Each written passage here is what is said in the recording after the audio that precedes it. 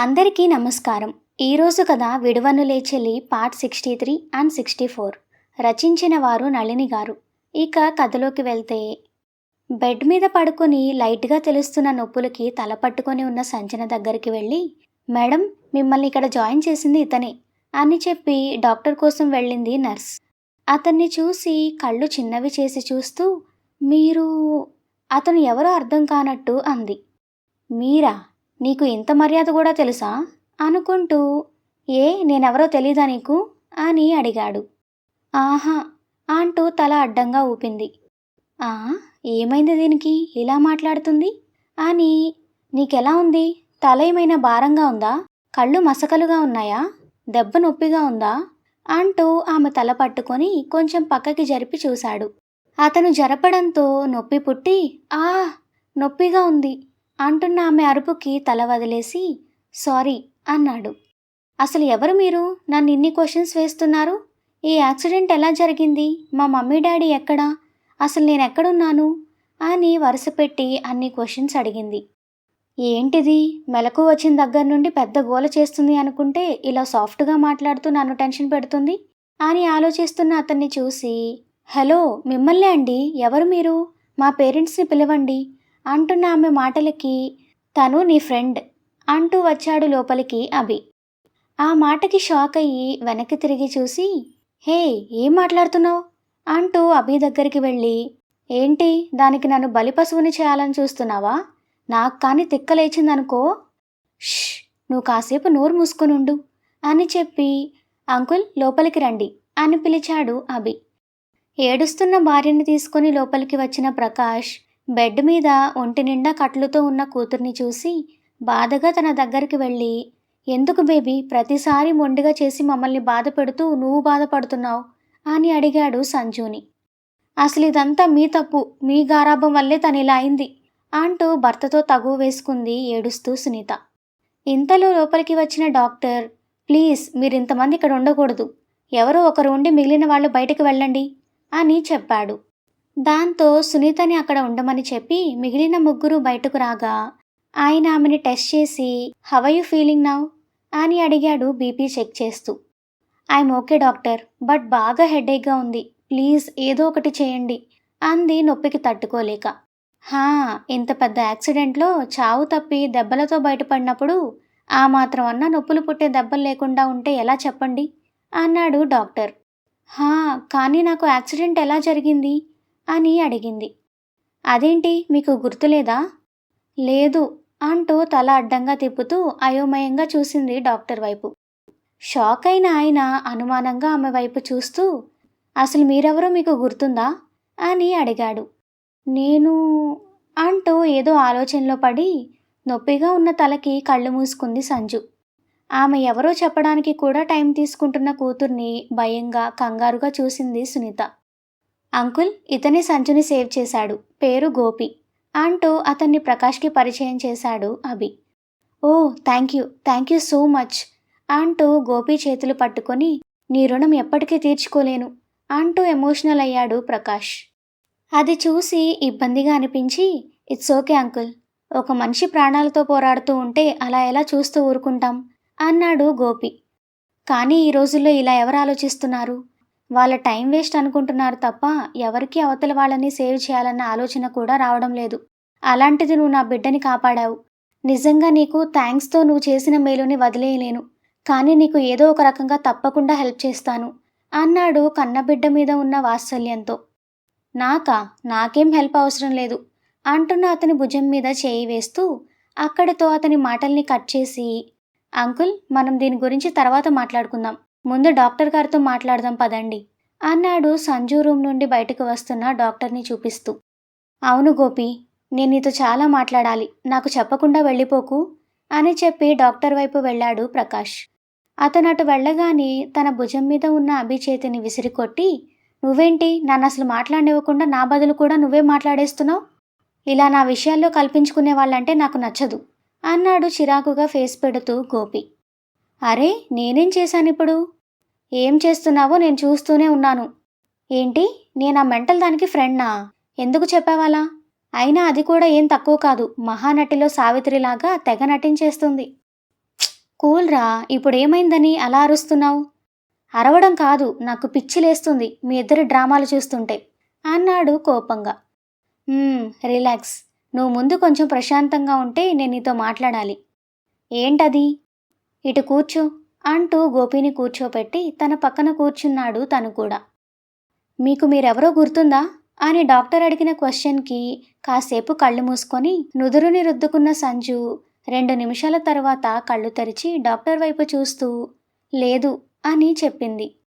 ఆ మాటకి సునీత గుండెల్లో బాంబు పేలగా, డాక్టర్ ఏంటిది, ఎందుకు మా సంజు తనకి తను గుర్తులేదని చెప్తుంది అని అడిగింది కంగారుగా. వెయిట్ మేడం, నేను తనతో మాట్లాడి తర్వాత మీతో మాట్లాడతాను. అప్పటి వరకు మీరు కాస్త బయటకు వెళ్ళండి అని చెప్పి పంపించేశాడు సునీతని. కూతురి ప్రవర్తనకి తికమక పడిపోతూ బయటకు వెళ్లకుండా ఆ రూంలోనే కాస్త దూరంలో నిలబడ్డ ఆమె కూతుర్ని డాక్టర్ అడుగుతున్న క్వశ్చన్స్ మీద దృష్టి పెట్టి కూతురు పరిస్థితి అర్థం చేసుకోవడానికి ట్రై చేసింది. హెల్త్ పరంగా సంజుని కొన్ని క్వశ్చన్స్ వేసిన తర్వాత, డాక్టర్ నేనెవర్ని, నా పేరెంట్స్ ఎవరు అనేవి ఏవి కూడా ఎంత ఆలోచించినా నాకు గుర్తు రావడం లేదు, ఎందుకు అని అడిగింది నొప్పిగా ఉన్న తలని పట్టుకుంటూ. చూడమ్మా, ఇప్పుడు నీకు రెస్ట్ చాలా అవసరం కాబట్టి ఇలాంటివేవి ఆలోచించకుండా ముందు రెస్ట్ తీసుకో, ఆ తర్వాత నీకు అన్నీ అర్థమవుతాయి అని చెప్పి సిస్టర్కి మెడిసిన్స్ కొన్ని చెప్పి వెంటనే వాటిని ఆమెకి వాడమని చెప్పి అక్కడి నుండి వెళ్ళిపోతూ సునీతని అలాగే ప్రకాష్ని తన రూమ్కి రమ్మని చెప్పి వెళ్ళిపోయాడు డాక్టర్. ఇక్కడ నుండి అటు డాక్టర్ ప్రకాష్ వాళ్ళతో మాట్లాడే కాన్వర్జేషన్ అలాగే అభి గోపి కాన్వర్జేషన్ 2 కలిపి ఉంటాయి, గమనించగలరు. డాక్టర్ ఎదురుగా టెన్షన్గా కూర్చొని ఉన్నారు ప్రకాష్ ఇంకా సునీత. చెప్పండి డాక్టర్, మా బేబీ బాగానే ఉంది కదా అని ఆతృతగా అడుగుతున్న ప్రకాష్ని చూస్తూ, చూడండి మీరు కొంచెం నేను చెప్పేది జాగ్రత్తగా వినండి, తనిప్పుడు మీ కూతురు సంచన కాదు అని చెప్పాడు. వాట్, ఏం మాట్లాడుతున్నావు నువ్వు? అవును గోపి, డాక్టర్ రాత్రే ఈ విషయం నాతో చెప్పారు, కానీ అవకాశం మాత్రమే ఉంటుంది అన్నారు. కానీ ఇందాక తను నిన్ను ఎవరు అని అడిగినప్పుడు నన్ను చూసి రియాక్ట్ అవ్వనప్పుడు నాకు విషయం అర్థమైంది. ఇప్పుడు తనకి నువ్వు నేనే కాదు, కనీసం తనెవరో కూడా గుర్తుండి ఉండదు అని చెప్పాడు అభి. కానీ అలా ఎలా మా అమ్మాయి అంతా మర్చిపోతుంది డాక్టర్ అని అడిగాడు ఆవేశంగా ప్రకాష్. ఆవేశపడుతున్న భర్త చేయి పట్టుకొని ఏడుస్తూనే, డాక్టర్ చెప్పేది నిజం ప్రకాష్, సంజుకి మనమెవరో తెలీదు, అంతేకాదు అసలు తనెవరో కూడా తనకి తెలియడం లేదు అని చెప్పింది సునీత. భార్య మాటలకి కళ్ళు పెద్దవి చేసి చూస్తూ, నిజమా అని అడిగాడు ప్రకాష్. చూడండి, తనకి జరిగిన యాక్సిడెంట్ అలాంటిది, తలకి తగిలిన గాయానికి తనసలు బ్రతకడమే గొప్ప. కానీ అదృష్టవశాత్తు దెబ్బలతో కాళ్ళు చేతులు విరిగి ప్రాణాలతో బయటపడింది. కానీ కన్న తల్లిదండ్రులని కూడా గుర్తుపట్టలేని స్థితిలో ఉంది డాక్టర్ నా బిడ్డ. నిజమే, కానీ మీతో గడుపుతూ ఉండే కాలంలో తనకి మళ్ళీ గతం గుర్తు వచ్చే ఛాన్స్ ఉంది, అది మర్చిపోకండి. అంటే ఇప్పుడు ఆ మెంటల్ దానికి అదెవరో కూడా గుర్తులేదా? లేదనే కదా చెప్తున్నాను, అందుకే తను అలా రియాక్ట్ అవుతుంది. ఏదో ఆలోచిస్తున్నట్టు అని. మరి నన్ను దానికి బలవంతపు ఫ్రెండ్ని ఎందుకు చేశావు నువ్వు? అరే, ఎలాగో మీ ఇద్దరికి పడదన్నావు కదా, కనీసం ఇప్పటి నుండైనా అలా తిట్టుకోకుండా మంచి ఫ్రెండ్స్గా ఉంటారని. ఇప్పుడు దాని ఫ్రెండ్షిప్ నాకు చాలా అవసరం మరి అన్నాడు విసుగ్గా గోపి. రే, నిజంగా తను చాలా మంచిదిరా, ఫ్రెండ్షిప్కి ప్రాణం ఇస్తుంది. మీ ఇద్దరి పరిచయం గొడవతో మొదలైంది కాబట్టి అలాంటి ఒపీనియన్ ఉండడంలో తప్పులేదు. అలా అని మరీ తనని అంత బ్యాడ్గా అనుకోకు. నేను దాన్ని ఎలా అనుకున్నా వచ్చే నష్టం లేదు, కానీ ఇప్పుడు దాని బాబుకి విషయం తెలిస్తే ఏమవుతాడో. తల పట్టుకొని ఏడుస్తూ కూర్చున్న ప్రకాష్ని ఓదార్చుతూ ఇంకోవైపు తను ఏడుస్తుంది సునీత. చూడండి, ఇది మీరు బాధపడాల్సిన సమయం కాదు, మీ కూతురికి మీరే ధైర్యం చెప్పి తోడు నిలబడాల్సిన సమయం. ప్లీజ్ మిమ్మల్ని మీరు కంట్రోల్ చేసుకోండి అని చెప్పాడు డాక్టర్.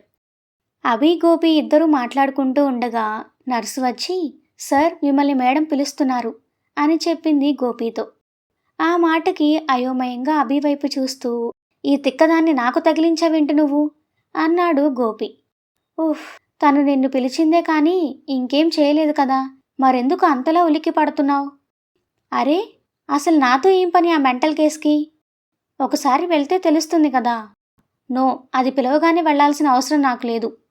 ఓహో, నీకు తనంటే భయమా? ఏంటి, నాకా భయమా? మరెందుకు వెళ్ళడం లేదు? దాంతో వెంటనే లేచి అక్కడి నుండి సంజు ఉన్న రూమ్ వైపు వెళ్ళాడు గోపి. ఏదో తెలియని చిరాకుగా ఉన్న సంజు గోపి లోపలికి రావడం చూసి నార్మల్ అవుతూ చిన్న చిరునవ్వుని ఫేస్ మీదకి తెచ్చుకుంది.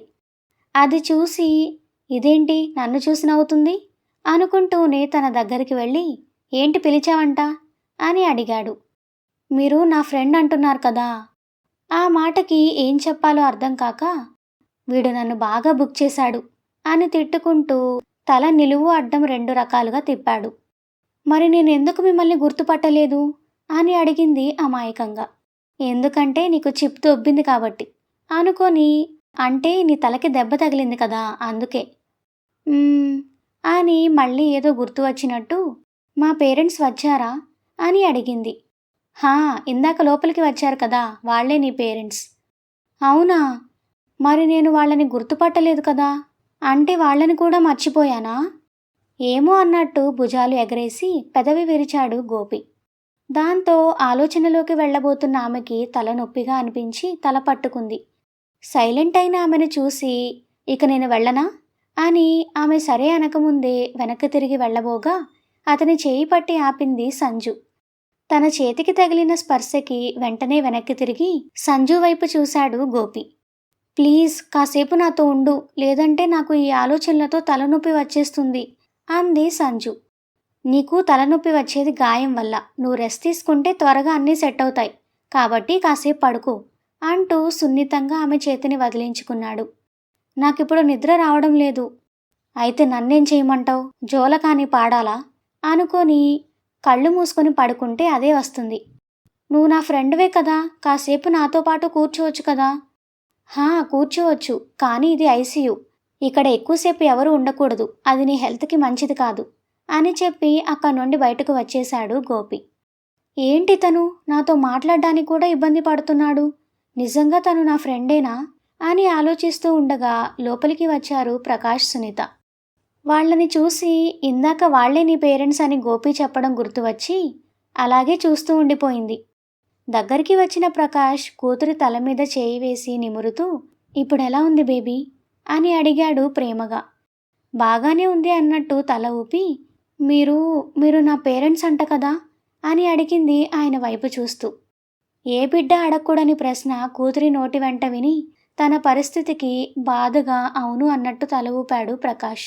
దాంతో చిన్నగా నవ్వుతూ ఖాళీగా ఉన్న ఎడమ చేత్తో ఆయన చేతి మీద చేయి వేసి లవ్ యూ డాడీ అంటూ ఆ చేతిని తన పెదవుల దగ్గరికి తెచ్చుకొని ముద్దు పెట్టుకుంది సంజు. అది చూసి నవ్వుతూ ఇక్కడ మీ డాడీనే కాదు నేను కూడా ఉన్నాను సంజు అని చెంప నిమురుతున్న తల్లిని చూసి సారీ మమ్మీ అంది. పర్లేదు నాన్న, మమ్మీ తమాషాగా అంటుంది, నువ్వు రెస్ట్ తీసుకో, ఈలోపు నేను మనం ఇక్కడి నుండి వెళ్ళడానికి ఏర్పాట్లు చేస్తాను అని. డాడీ గోపి నాకు ఫ్రెండ్ అంట కదా అని అడిగింది. గోపి అనుకొని ఇందాక అభి గోపిని పరిచయం చేయడం గుర్తు చేసుకుంటూ యా అవును బేబీ అన్నాడు ప్రకాష్. మరెందుకు నాతో మాట్లాడడానికి ఇబ్బంది పడుతున్నాడు? ఓ అవునా అంటూ భార్య వైపు చూసి తను ముందు నుంచే కొంచెం షై ఫీల్ అవుతుంటాడు కదా బేబీ, ఎవరితోనూ సరిగా ఉండలేడు. అవునా, నాతో కూడా అంతే ఉండేవాడా? హా అవును, నువ్వు రెస్ట్ తీసుకో అని చెప్పి సుని బేబీకి జ్యూస్ పట్టు అని చెప్పి బయటకు వెళ్ళాడు. ఐసీయూ నుండి బయటకు వచ్చిన గోపి గుండె మీద చేయి వేసుకొని దేవుడా, కాసేపు నన్ను టెన్షన్ పెట్టేశావు కదే పిశాచి అనుకొని, అయినా ఇదంతా నీ వల్లే అంటూ కారిడార్ చివర నిలబడి ఫోన్ మాట్లాడుతున్న అభి వైపు వెళ్ళాడు.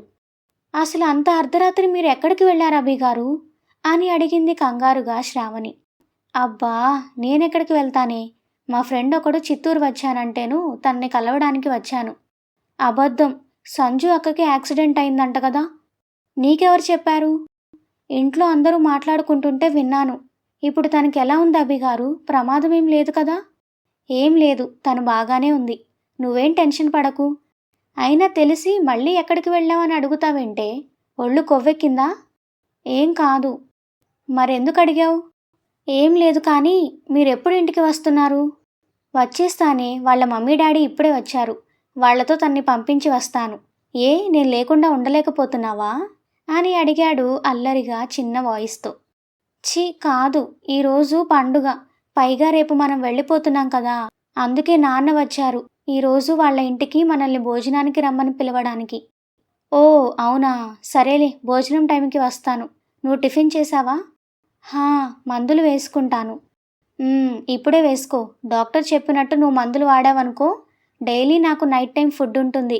లేదంటే రోజూ పస్తుండాల్సి ఉంటుంది. కాబట్టి నా బాధని అర్థం చేసుకొని హెల్త్ సరిగా చూసుకోవే, నా బంగారం కదూ. అభి మాటలకి నవ్వుకుంటూ, మీరు మరీ అంది సిగ్గుగా. నువ్వు కానీ నేను చెప్పినట్టు చేయలేదనుకో, ఇక పిల్లలుండరు మనకి. ఇదే లాస్ట్ అవుతుంది. జాగ్రత్త. ఆ! అదేంటి? అదంతే. నీకింకా పిల్లలు కావాలంటే నేను చెప్పినట్టు విను. ఆ! సరేలే అంది మూతి ముడుచుకుంటూ. అలా మూతి ముడవకే, నేను తట్టుకోలేను అన్నాడు నవ్వుతూ. అభిగారు, నేను మూతి ముడుచుకున్నానని మీకెలా తెలుసు అని అడిగింది ఆశ్చర్యంగా. "హ్మ్, ఏం చేయమంటావ్? నీ గురించి నాకు అలాగే తెలిసిపోతూ ఉంటుంది మరి." "ఆ, మీరు దొంగ." "ఓకే, ఇంటికి వచ్చిన తర్వాత దీని గురించి తీరికగా మాట్లాడుకుందాం. Okay, bye." అంటూ ముద్దు పెట్టి కాల్ కట్ చేసి వెనక్కి తిరిగాడు అభి. కోపంగా అతని వైపు చూస్తూ ఉన్న గోపిని చూసి, ఏంటలా చూస్తున్నావు? ఒకరు ఫోన్లో లోన్లీగా మాట్లాడేటప్పుడు వాళ్ళ మాటలు వినకూడదు అన్న కామన్ సెన్స్ లేదా నీకు? ఆహా, ఇది మరీ బాగుందిగా. మైండ్ పోయిన పిచ్చిదానికి నన్నంటగట్టి, నువ్వేమో పెళ్ళాంతో ముద్దు ముచ్చట్లలో మునిగి తిరిగి మళ్ళీ నన్నే అంటున్నావా అని అడిగాడు గోపి. అసలు నీ బాధేంట్రా? పెళ్లి చేసుకో, నీకు కూడా వైఫ్ వస్తుంది. అప్పుడు నువ్వు కూడా నాలాగే ఫోన్లో ముద్దులు పెట్టాలా? రేయ్, మరి లేకపోతే ఏంటి? ఇప్పుడు నా బాధ నా పెళ్లి గురించి కాదురా బాబు, ఆ పిచ్చిదాని గురించి. అదేంద్రా నన్ను పక్కన కూర్చో అంటుంది? దానికి ఈ పిచ్చ ఒక్కటేనా, లేదంటే ఇంకో పిచ్చ కూడా ఏమైనా ఉందా అని అడిగాడు చిన్నగా. రేయ్, ఛీ, ఆడపిల్లని పట్టుకొని అలా ఎలా మాట్లాడతావురా ఇడియట్. పైగా బార్బీ డాల్లా ఉండే తన్ని పట్టుకొని పిచ్చిది పిచ్చిది అంటున్నావు అన్నాడు అభి. ఆహా, బార్బీ డాల్ లాగా ఉందా? అప్పుడు పట్టుకెళ్ళి మీ ఇంట్లో షోకేస్లో పెట్టుకో నాన్న, నాకెందుకు తగిలించావు అన్నాడు వెటకారంగా గోపి. ఊహ్, అసలిప్పుడు ఏమైందిరా? ఏం అవ్వకూడదని నా బాధ. నువ్వేమో సింపుల్గా ఫ్రెండ్ అని చెప్పి తప్పించుకున్నావు. అదేమో ఆ మాటకే అడ్వాన్స్ అయిపోతుంది. అవునా, ఏం చేసింది? ఏం చేసిందా? ఫ్రెండ్ అన్న పాపానికి నన్నేవేవో అడిగి కన్ఫ్యూజ్ చేస్తుంది. పొరపాటున నేనేదైనా నోరు జారితే కేల్కతం దుకాణ్ బంద్ అవుతుంది. ఓ, అది కూడా నిజమే అంటూ ఉండగా అక్కడికి వచ్చాడు ప్రకాష్. అతన్ని చూసి, ఎప్పుడు డిశ్చార్జ్ చేస్తామన్నారు అంకుల్ డాక్టర్ అని అడిగాడు అభి. తనని ఈ పొజిషన్లో డిశ్చార్జ్ చేయడం కుదరదు అన్నారు అభి. బట్ నేను రిక్వెస్ట్ చేశాను. బెంగళూరులో హాస్పిటల్లో జాయిన్ చేస్తాను అని చెప్పిన తర్వాత ఓకే అన్నారు. ఇంకో అరగంటలో మేము బయలుదేరుతాం అని చెప్పి అభి చేతులు పట్టుకొని, థ్యాంక్ యూ అభి, పిచ్చి పిచ్చి నిర్ణయాలతో సంజు నిన్ను ఇబ్బంది పెట్టినా తనని జాగ్రత్తగా చూసుకున్నందుకు అని చెప్పాడు బాధగా. నో అంకుల్, దీనిలో నాదేం లేదు. నిజానికి మీరు నాకు హెల్ప్ చేస్తుండబట్టే, మీరున్నారనే ధైర్యంతోనే తనకి నేను అన్ని వివరంగా ఫియర్లెస్గా చెప్పగలిగాను. లేదంటే ఆ రోజు మీరు తను మా ఊరికి బయలుదేరింది అని చెప్పిన తర్వాత నాలో చిన్న భయం, ఇవన్నీ తెలిస్తే తను ఏమైపోతుందో అని. నిజానికి నేనే మీకు సారీ చెప్పాలంకుల్. చెప్పాలంటే నాకు ఇలా చేయాలని లేదు. బట్ సంజు నాకు ఇంకో దారి లేకుండా చేసింది. పైగా శ్రావణి కూడా అందరిలాంటిదైతే ఎలా ఉండేదో తెలీదు. కానీ తను చాలా అమాయకురాలంకుల్. తనకి నేను అన్యాయం చేయలేకపోయాను అన్నాడు బాధగా. నోనో అభి, నా కూతురి సంతోషం కోసం ఇంకొకరి కూతురి జీవితాన్ని పణంగా పెట్టేంత మనసులేని వాణ్ణి కాదు నేను. ఇప్పటికే మీ ఆంటీ సంజు విషయంలో నన్ను రోజూ ఏదో ఒకటి అంటూనే ఉంటుంది. ఇక ఇలాంటి టైంలో కూడా నేను తనకి సపోర్ట్గా నిలబడ్డానంటే ఇక తను నన్ను వదిలిపెట్టదు అన్నాడు నవ్వుతూ. ఆ మాటకి తను కూడా నవ్వుతూ, నాకు తెలుసు అంకుల్, నిజానికి మీరిప్పుడు ఎంత బాధపడుతున్నారో. ట్రస్ట్ మీ, సంజు త్వరగానే కోలుకుంటుంది. ఇంత జరిగి కూతురి వల్ల అంత బాధపడి కూడా తన గురించే ఆలోచిస్తున్న అభిని చూస్తుంటే నిజంగా అలాంటి పర్సన్ తన ఫ్యామిలీ మెంబర్ కాలేకపోయినందుకు కొంచెం బాధగా అనిపించింది ప్రకాష్కి. దాంతో అభిని హగ్ చేసుకున్నాడు మనస్ఫూర్తిగా.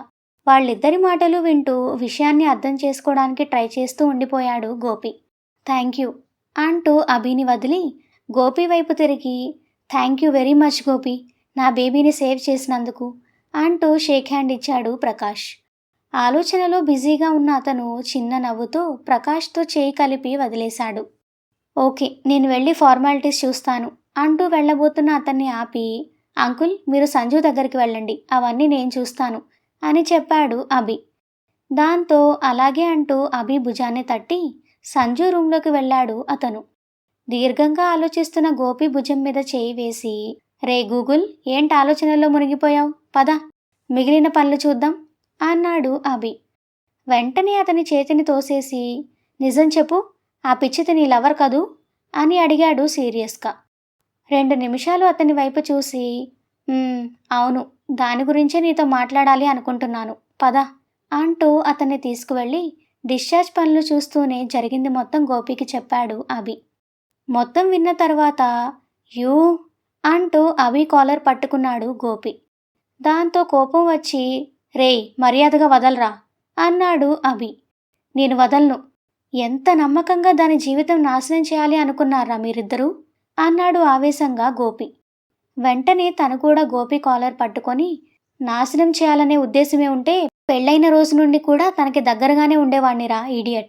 కానీ అలా చేయలేదు. తనకి మంచి లైఫ్ ఇవ్వాలనుకున్నాను కాబట్టే తనకి దూరంగా ఉన్నాను. అయినా అంత చదివి ఇదేనా నీ ఆలోచన?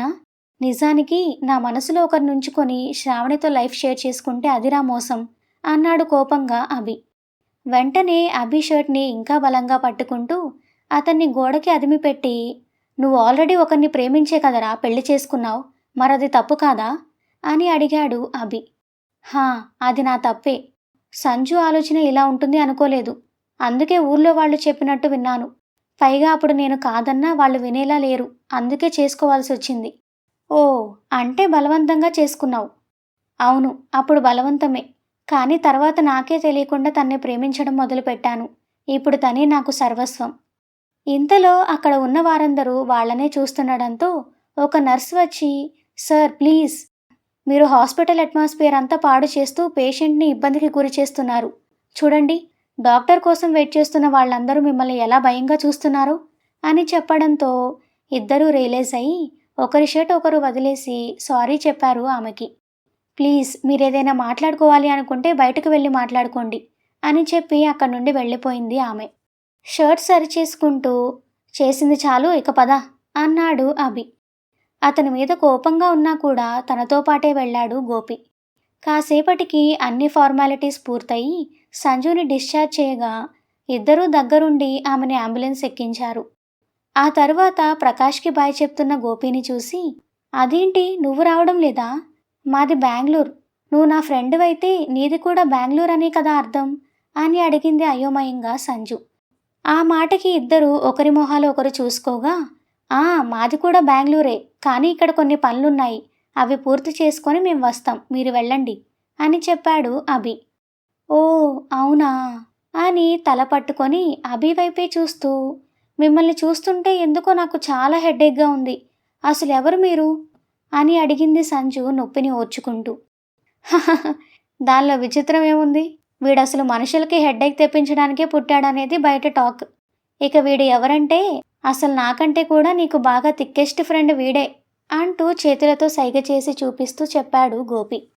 ఆ మాట పూర్తి కాకముందే అభి మోచేయి వచ్చి గోపి పొట్టలో దిగితే, చంపేశాడ్రా బాబోయ్ అన్నాడు నొప్పికి గోపి.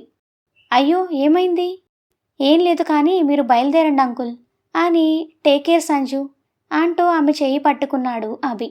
అది చూసి అభి భుజం మీద చేయి వేసి గట్టిగా నొక్కుతూ, జాగ్రత్త అని చెప్పాడు దవడలు బిగించి గోపి. దాంతో అతని ఫీలింగ్ అర్థమై చేయి వదిలేశాడు కోపంగా అభి. వాళ్ళు బయటకు కనబడకుండా కొట్టుకుంటున్నారు అని తెలియక వాళ్ళకి బాయ్ చెప్పి ప్రకాష్ కారు ముందు కదిలితే వెనకే సంజు అంబులెన్స్ బయలుదేరింది. కనిపించినంత వరకు ఇద్దరికీ బాయ్ చెప్పింది సంజు. ఆ తరువాత అంబులెన్స్ డోర్ క్లోజ్ చేయడంతో గోపి వైపు తిరిగి, అసలు నీ ప్రాబ్లం ఏంట్రా అని అరిచాడు అభి. నీకు పెళ్ళైందిరా, కాకపోతే అప్పుడప్పుడు నువ్వు అది మర్చిపోతున్నావు, అందుకే నేను గుర్తు చేశాను అన్నాడు వెటకారంగా గోపి.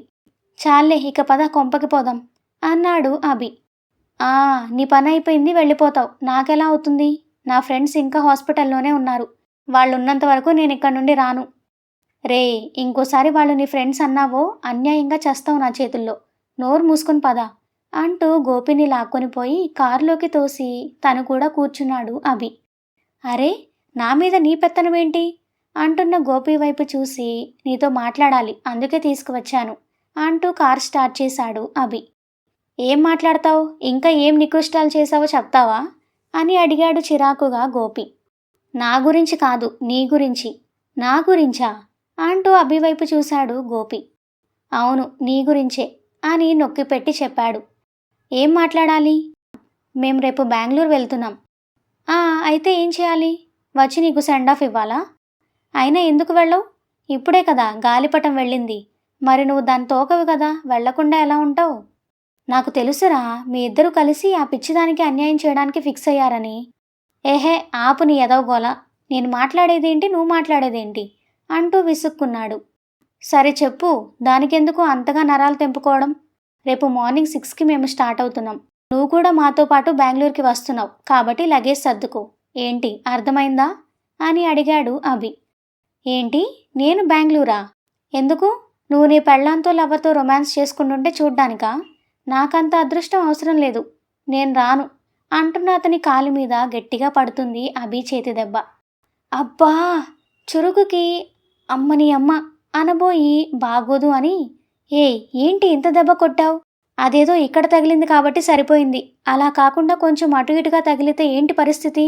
హా, ఎటూ కాకుండా పోయేవాణ్ణి, మెంటల్ అంటూ అరిచాడు కోపంగా గోపి. లేకపోతే ఏంట్రా, చదువుకున్నావు కదా, డీసెన్సీ తెలీదా? ఇప్పుడు అంత తప్పుగా నేనేమన్నాను? నా పెళ్ళామేంట్రా, వైఫ్ అనలేవా? ఓ, డీసెన్సీ అంటే పెళ్ళాన్ని ఇంగ్లీష్లో చెప్పడమా? రే అంటూ కోపంగా చూశాడు అభి. లేకపోతే ఏంటి, ఎలా చెప్పినా దాని అర్థం మాత్రం అదే. ఓకే, అయినా సంజు గురించి నువ్వు మాట్లాడింది తప్పు కాబట్టే ఆ దెబ్బ. అసలేంటి నువ్వు దాన్ని ఒక్క మాట కూడా అన్నీవు? ఎందుకంటే తను మంచిది. హా, కాకపోతే పిచ్చి ఆలోచన చేస్తుందనే కానీ తన మనసు మంచిది. ఏంటి, శ్రావణిని నీ లైఫ్లోకి బలవంతంగా తీసుకురావడమా? లేదంటే పిల్లల్ని కానీ మీకు ఇచ్చిన తర్వాత తన్ని ఇంట్లో నుండి పంపించేయడానికి వేసిన ప్లాన్ మంచిగా అనిపించిందా? రే, ఫస్ట్ మనిషి గురించి తెలియకుండా అలా మాట్లాడకు. తనేమి శ్రావణిని ఇంట్లో నుండి పంపించేయాలి అనుకోలేదు. నిజానికి నేనే శ్రావణికి వేరే పెళ్లి చేయాలి అన్నా కూడా తను ఒప్పుకోలేదు. మా ఇద్దరితో పాటే శ్రావణిని కూడా యాక్సెప్ట్ చేసింది. ఓ, అంటే ఇద్దరి పెళ్ళాల ముద్దుల మొగుడుగా నిన్ను సెట్ చేయాలి అనుకుందా? నువ్వు కొంచెం మొరటగా చెప్పినా అదే చేయాలి అనుకుంది.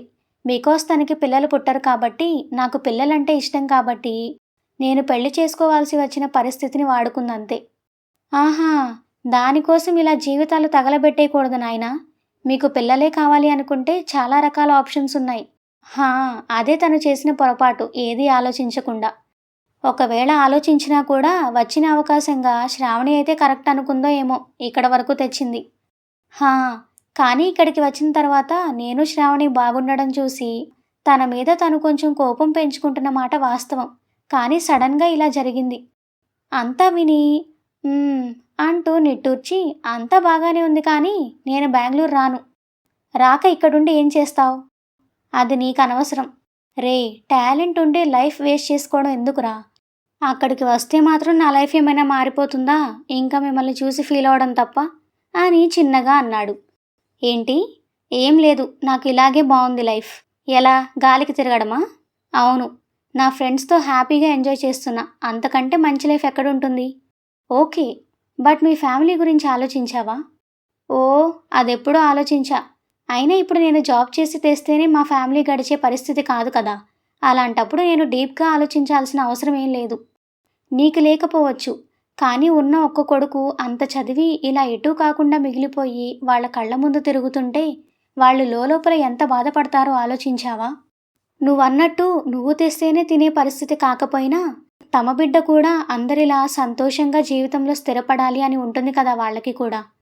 అభి చెప్పేది మొత్తం సీరియస్గా విన్న గోపి అతను చెప్పడం అయిపోయాక 2 నిమిషాల మౌనం తర్వాత అయిపోయిందా అని అడిగాడు.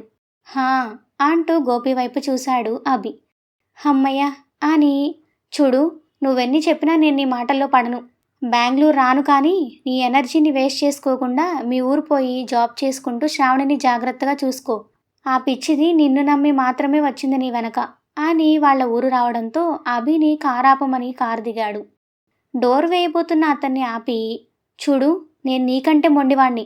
మర్యాదగా ఇంటికి వెళ్ళి హ్యాపీగా తిని లగేజ్ సర్దుకొని పడుకొని రేపు మాతో రావడానికి రెడీగా ఉండు. లేదంటే నిన్ను చేతులు కాళ్ళు కట్టేసైనా తీసుకుపోవడానికి నేను రెడీ అంటూ కార్ స్టార్ట్ చేసుకొని వెళ్ళిపోయాడు అభి. అరే, మధ్యలో వీడి బలవంతం ఏంటసలు? హా, నా ఇంట్లో నా అమ్మ బాబే ఏమనరు, మరి వీడి బెదిరింపేంటి? అయినా మన గురించి తెలియక బాబు చాలా స్పీడ్ అవుతున్నట్టున్నాడు అనుకొని, నువ్వేమైనా చేసుకో, నేను రాను రాను రాను అంతే. సాయంత్రం టైంలో ఇంటికి వచ్చిన కొడుకుని చూసి, ఎక్కడికి వెళ్ళావబి అని అడిగాడు చెట్టు కింద కుర్చీలో కూర్చొని తన చిన్ననాటి స్నేహితులతో మాట్లాడుతున్న శరత్. సంజుకి యాక్సిడెంట్ అయింది డాడీ, అంకుల్ ఫోన్ చేసి విషయం చెప్తే తన దగ్గరికి వెళ్ళాను అని చెప్పాడు అభి. ఏంటి అంటూ కంగారుగా లేచి నించున్నారు శరత్ ఇంకా శంకర్. అవును, కానీ మీరేం టెన్షన్ పడకండి, తను బాగానే ఉంది. అంకుల్ వచ్చారు, తన్ని బెంగళూరు షిఫ్ట్ చేశారు. ఓహ్, కానీ యాక్సిడెంట్ ఎలా జరిగింది అభి? ఆ అమ్మాయికి ఏమైనా అయ్యుంటే? ప్రజెంట్ తను బాగానే ఉందిలే డాడీ, మీరు టెన్షన్ పడకండి, నేను వెళ్ళి ఫ్రెష్ అవుతాను. వెళ్ళు, వెళ్ళి ఫ్రెష్ అయ్యి మీ మామగారి వాళ్ళ ఇంటికి వెళ్ళండి. వాడు పొద్దున్నుండి 2 సార్లు సతీష్ని పంపించాడు అని చెప్పాడు శరత్. అలాగే అంటూ నేరుగా పైకి వెళ్ళిన అభి బ్యాగ్లో బట్టలు సర్దుతున్న శ్రావణిని చూసి నవ్వుకుంటూ, మేడం గారికి అత్తగారింటికి వెళ్ళడానికి చాలా తొందరగా ఉన్నట్టుందే అంటూ కార్ కీస్ తగిలించి టీషర్ట్ విప్పాడు. ఆ మాటకి వెనక్కి తిరిగిన శ్రావణి, అభిగారు మీరా, ఎప్పుడు వచ్చారు అని అడిగింది. ఇప్పుడే వస్తున్నానే అంటూ టవల్ కట్టుకొని నైట్ ట్రాక్ కూడా విప్పాడు. అవునా, ఇప్పుడు అక్కకి ఎలా ఉంది అంటూ దగ్గరికి రాబోతున్న ఆమెకి చేయి చూపించి, అక్కడే ఆగు, నేను ఫ్రెష్ అయ్యి వచ్చే వరకు నన్ను ముట్టుకోకు, తను బాగానే ఉంది, నువ్వు తన గురించి ఎక్కువ ఆలోచించకు. అవును, ఏంటి లగేజ్ మొత్తం సర్దేసినట్టున్నావు అని అడిగాడు అక్కడ ఉన్న బ్యాగ్స్ చూస్తూ. అవును, మళ్ళీ రాత్రికి హడావుడి పడ్డం ఎందుకని అన్నీ పెట్టేశాను. మీరొకసారి చూసి ఇంకా ఏమైనా మర్చిపోయానేమో చెప్తే వాటిని కూడా పెట్టేస్తాను. తర్వాత చూస్తానులే, ముందు ఫ్రెష్ అయ్యి వచ్చి మీ ఇంటికి వెళ్దాం అంటూ స్నానం చేయడానికి వెళ్ళాడు అభి. దాంతో, అవును ముందు ఇంటికి వెళ్ళాలి, పాపం అసలే సతీష్ 2 సార్లు వచ్చాడు అనుకుంటూ తను కట్టుకున్న చీరని సరిచేసుకొని జడ వేసుకొని రెడీ అయ్యి ఫేస్ వాష్ చేసుకొని వచ్చింది. ఇంతలో మళ్ళీ సతీష్ అక్క అంటూ పైకి రావడంతో, మళ్ళీ ఎందుకు వచ్చావురా, మీ బావగారు ఇప్పుడే వచ్చారు, మేమే రాబోతున్నాం అంది శ్రావణి. మరి ఇంతకీ మన గోపి అభి వాళ్లతో బెంగళూరు వెళ్తాడంటారా? అభి ఎందుకు గోపిని బెంగళూరు తీసుకువెళ్ళాలి అనుకుంటున్నాడు? దీని వెనక అతని అసలు ఉద్దేశం ఏంటి? తెలుసుకోవాలి అంటే ఈ వీడియోని లైక్ చేసి కామెంట్ చేయండి. అలాగే మన ఛానల్ని ఇంతవరకు సబ్స్క్రైబ్ చేసుకోకుండా చూస్తున్నట్లయితే వెంటనే సబ్స్క్రైబ్ చేసుకోండి. Thank you for listening.